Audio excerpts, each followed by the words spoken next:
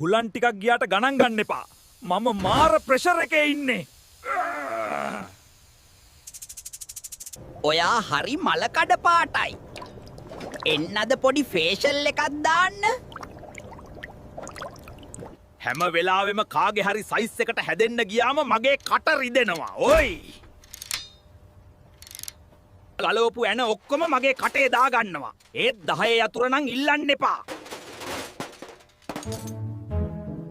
හැමදාම මගේ ඇඟ උඩ බුදිය ගන්නවා. කාර්යයට වෙන දේවල් දන්නේ මම විතරයි.